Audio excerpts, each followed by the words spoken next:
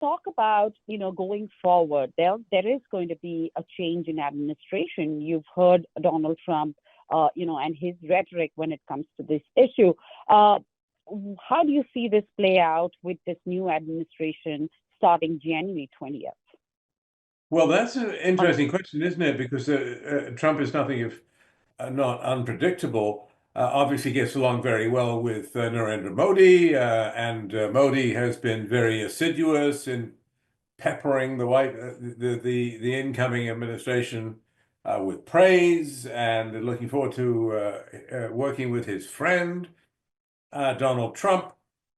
So I expect that they will work together closely, and I expect that regardless of the change of administration, regardless of that the more or less the only way out that I see that's plausible is a grubby little deal.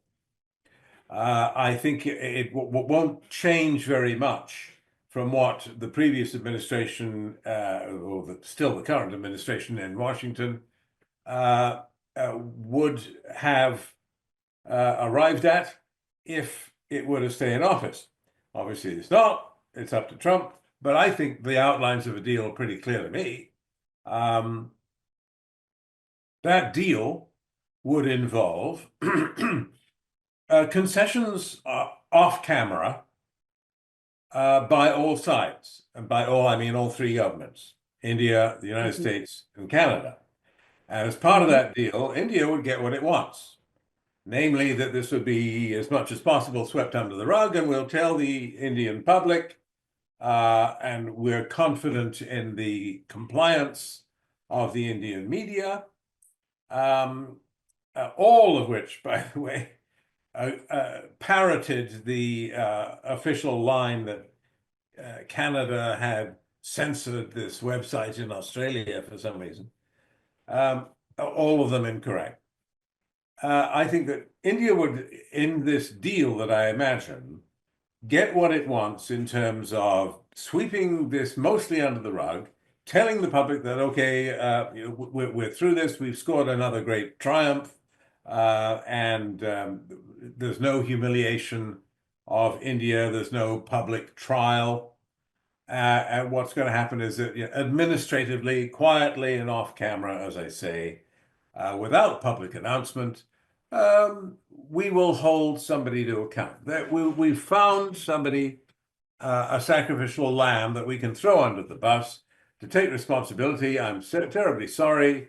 It was me. I won't do it again. And we'll say tut, tut, tut. And there will be something that looks like a trial. And then a couple of years down the road, somebody will be quietly released from prison and given a gold watch for his retirement.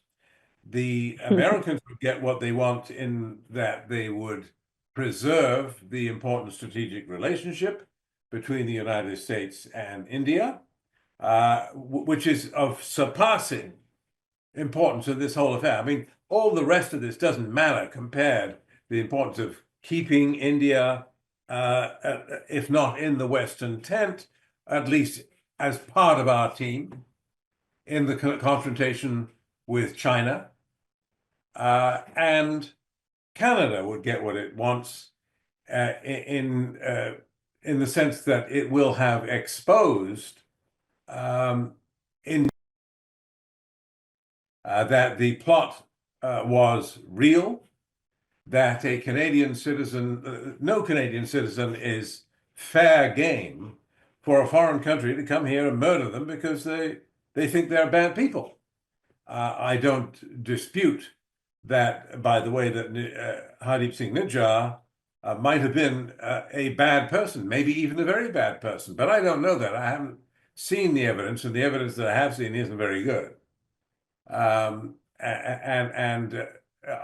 don't believe, and I don't think most Canadians do believe, in extrajudicial executions by foreign countries of Canadian citizens without the benefit of a trial.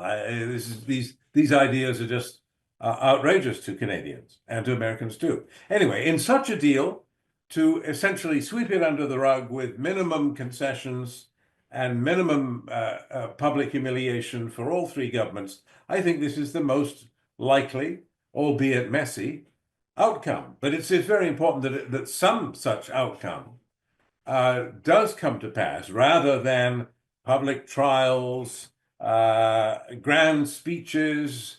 I think that it's too important to preserve the relationships of long-standing between the three countries. And it's important enough that I think any government that follows Trudeau's government in Canada, any government that follows the Biden administration in the United States will seek such an accommodation with the Modi government in India.